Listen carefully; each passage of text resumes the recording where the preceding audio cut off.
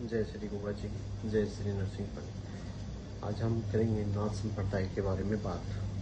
संस्कृत के शब्द नाथ का शाब्दिक अर्थ क्या होता है?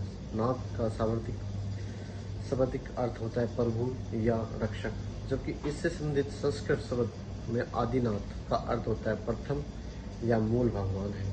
यह नाथ संप्रदाय के संस्थापक शिव के लिए प्रयुक्त होता है। शब्द नाथ उस नाम से जाने जाने वाला शैववाद परंपरा के लिए एक नव विचार है।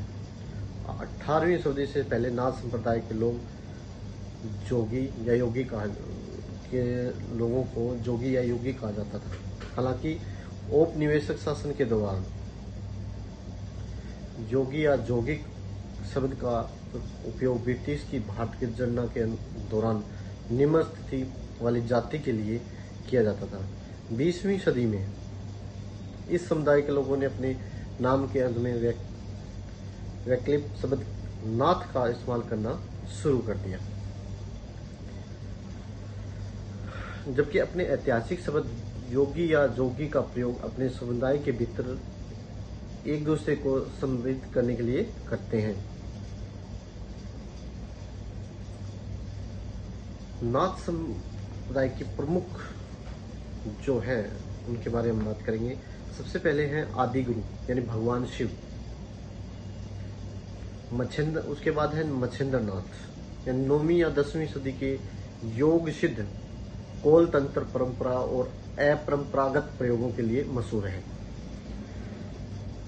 मच्छिंद्रनाथ के बाद है गोरक्षनाथ। 11वीं या 12वीं शताब्दी में जन्म हुआ है इनका, और मठवादी नाथ संप्रदाय के संस्थापक व्यवस्थित योग तकनीकों, संतन, हठ योग के ग्रंथों के रचयिता एवं निर्गुण भक्ति के विचारों के लिए प्रसिद्ध है। गोरखनाथ जी के बाद जलंधरनाथ जी 13वीं सदी के सिद्ध, मूल रूप से जालंधर पंजाब निवासी, राजस्थान और पंजाब क्षेत्र में ख्याति प्राप्त है। उसके बाद में है जलंधरनाथ जी के बाद में है कन्हापनाथ। 10वीं सदी के सिद्ध, मूल रूप से बंगाल निवासी हैं। नाथ संप्रदाय के भीतर एक अलग उप परंपरा की शुरुआत करने वाले हैं। कनपनाथ जी के बाद में है चौरंगीनाथ जी। बंगाल के राजा देवाल के पुत्र, उत्तर पश्चिम पंजाब क्षेत्र में ख्याति प्राप्त है। उनसे संबंधित एक तीर्थस्थल सियाकोट जो अब पाकिस्तान में है। चौरंगीनाथ जी के बाद आता है चरपानाथ जी।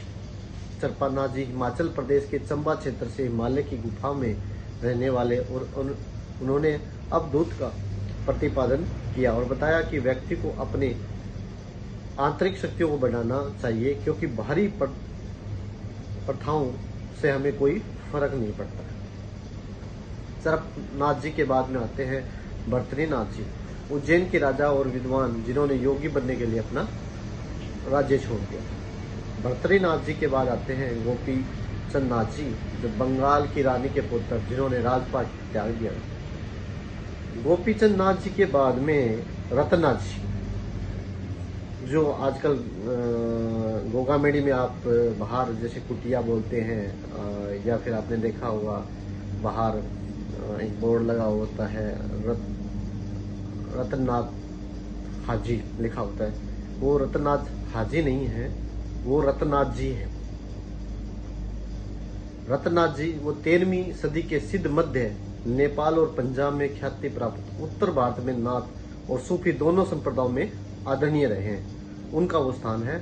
अब लोगों ने धीरे धीरे उसको मच्छिंद्रनाथ के बाद है गोरक्षनाथ जी। 11वीं या 12वीं शताब्दी में जन्म हुआ है इनका, और मठवादी नाथ संप्रदाय के संस्थापक व्यवस्थित योग तकनीकों, संतन, हठ योग के ग्रंथों के रचयिता एवं निर्गुण भक्ति के विचारों के लिए प्रसिद्ध है।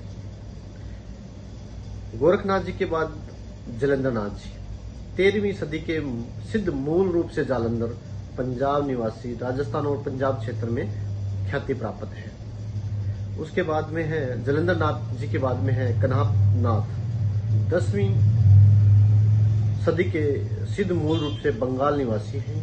नाथ संप्रदाय के भीतर एक अलग उप परंपरा की शुरुआत करने वाले हैं। कनपनाथ जी के बाद में है चौरंगीनाथ जी।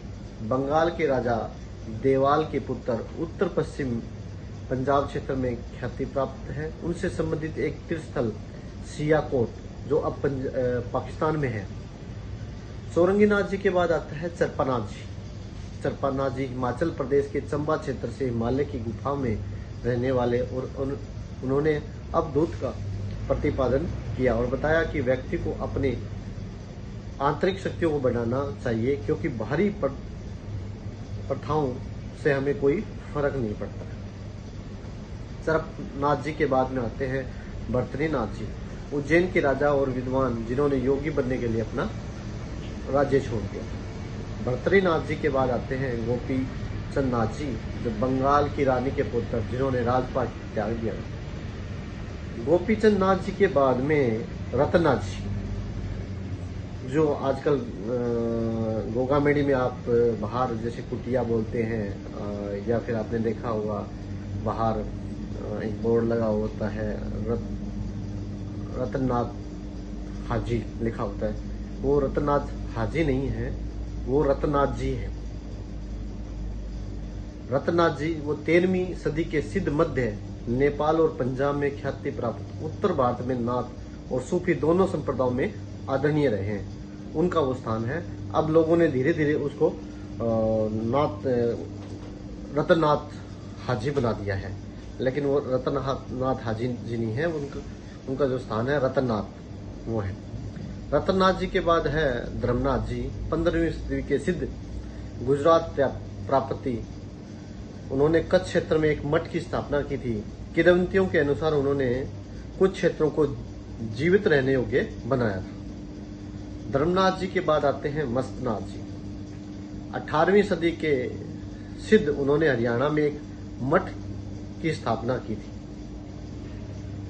तो आज हमने नाथ संप्रदाय के नाथों के बारे में जाना है,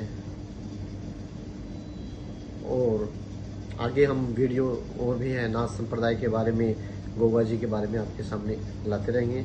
जय श्री गोगा जी की, जय श्री नरसिंह पांडे जी की।